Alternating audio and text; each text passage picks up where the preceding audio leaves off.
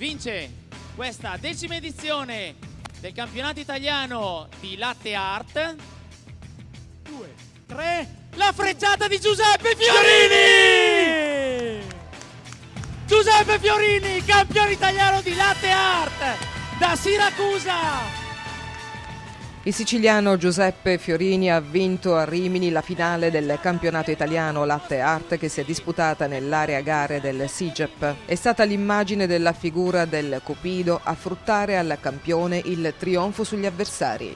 Il neocampione ha battuto nell'ordine il sardo Giuseppe Musio e il campione uscente Pietro Vannelli. È stata una competizione disputata ad altissimo livello perché così è stato quest'anno il riferimento di quasi tutti i concorrenti e naturalmente di tutti i finalisti. È stata una gara davvero estenuante nei tempi ma che ha regalato bellezza a non finire grazie anche alle ottime immagini video trasmesse sul maxi schermo installato nell'ampia area dove si sono svolte tutte le sfide. Un vero e proprio testa a testa perché tutti i 6 bravissimi finalisti hanno dato prova di grande fantasia e di tecniche di versaggio estremamente evolute, che sono state ampiamente applaudite. Il pubblico ha seguito incantato le figure che nascevano nella tazza grazie alla straordinaria manualità dei concorrenti, affinata con allenamenti che ci hanno raccontato essere durissimi. Adesso incassato l'assegno di 4.500 euro che si è guadagnato sul campo e conquistato anche il premio messo in palio personalmente dal maestro Luigi Lupi, uno che la latte art l'ha inventata e diffusa in Italia, il vincitore Fiorini volerà a Shanghai ai campionati mondiali di latte art con un compito molto impegnativo. Dovrà fare meglio dopo il 7° posto conquistato da Pietro Vannelli nella passata edizione.